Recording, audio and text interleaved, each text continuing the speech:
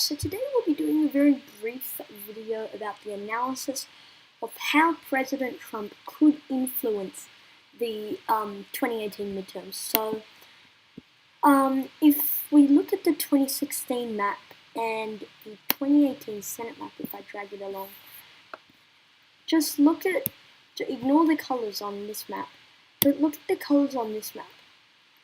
So much red. North Dakota, Montana, Arizona, Texas, Tennessee, Florida, Pennsylvania, Michigan, Wisconsin, Ohio, Indiana, West Virginia, so many states, Missouri even, so many states that Trump won in 2016, that there are incumbent Democratic senators who are endangered of losing their seat. Now, let me show you how Trump can have an impact in a state like North Dakota. Right now, Kevin Cramer has a 75% chance of winning. And yes, that's partly because the latest polls have been very favorable to Kevin Cramer. But in addition, Trump has campaigned kind of a lot in North Dakota, and that's kind of helping Kevin Cramer in this red state because Trump won this by over 30 points, and that's partly why I have it in the likely Republican column. So I think Trump can definitely be a boost in the states that he won. In states like Montana, I moved it after Trump had continually visited it.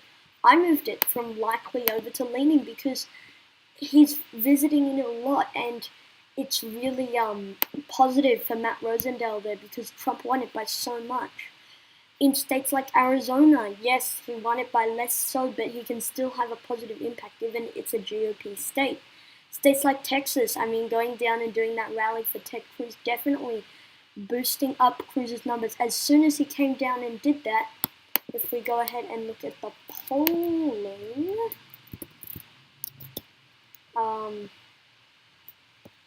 if it's going to load, we can go ahead and look at Texas, and yes, it has narrowed just today.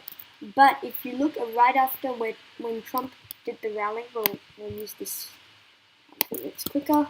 If we go ahead and look at Texas, right after he did the rally, it went from being a small single digits race at 3 to 5 points to getting into 5 to 8 points kind of range.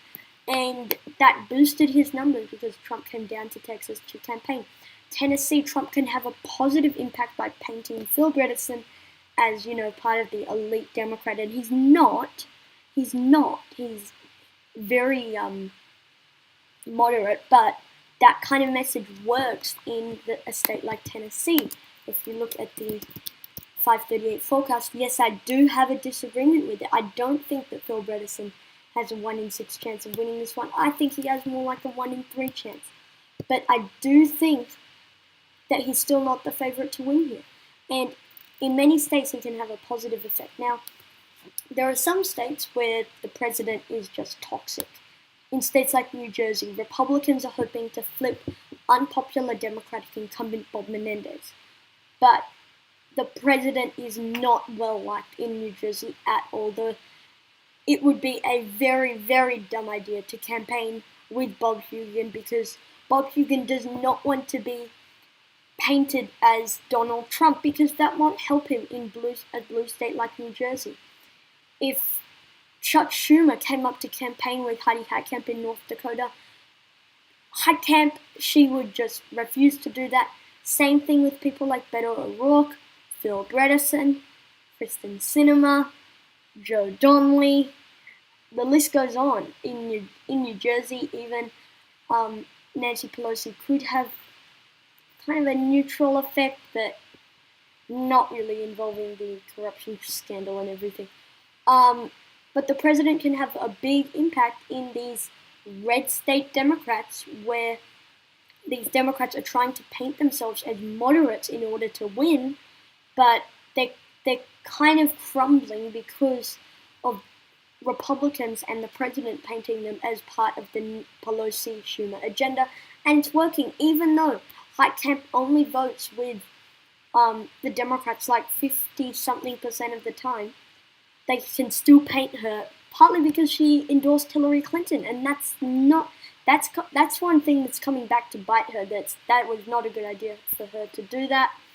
In addition, Clay McCaskill trying to narrowly hold on in Missouri. I have this narrowly going to the Republicans, partly because McCaskill voted against both of Trump's Supreme Court nominees. Now, I know I'll get a lot of slack back from this, but in a red state, you kind of have to do that in order to win.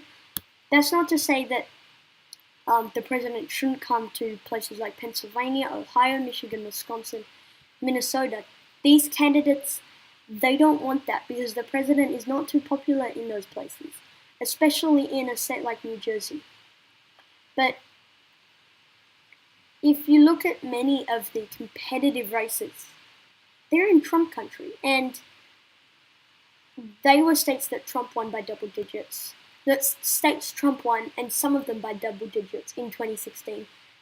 And he's approved of their, if he ties himself with the Republican candidate in states like North Dakota, Tennessee, Texas, Missouri, Indiana, Florida, Nevada, Arizona, Montana, not really New Jersey, but come back to that because that's kind of a special case. But if he ties himself to those Republican candidates, he can have a positive effect on the Republican candidates in the race. That's why on his final 7-day sprint around the country, he's going to places like Florida. He's going, I believe he's on the road to Tennessee and Missouri.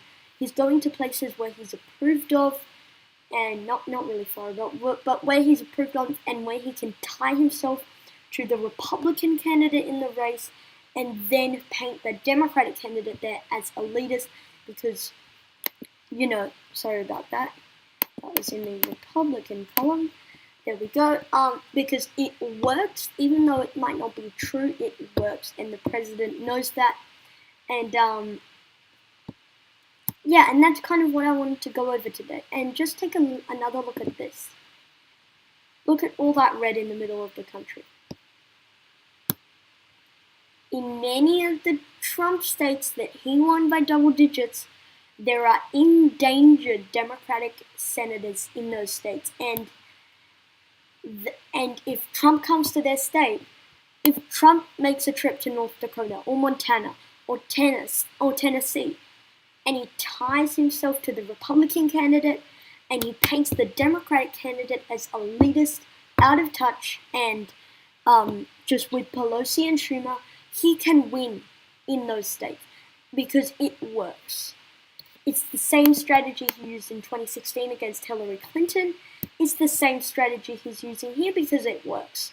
But yeah, that's kind of it. I just wanted to go over why Trump can have a positive impact for Republicans in the midterms, other than New Jersey and maybe Michigan, Wisconsin, Minnesota. In many of these competitive races, Trump won it. He's approved of in those states, and he can have a positive effect, even in states like West Virginia, where Joe Manchin is heavily favored. So, thank you guys for watching this video. Comment down suggestions below, and I'll see you all in the next one. Peace.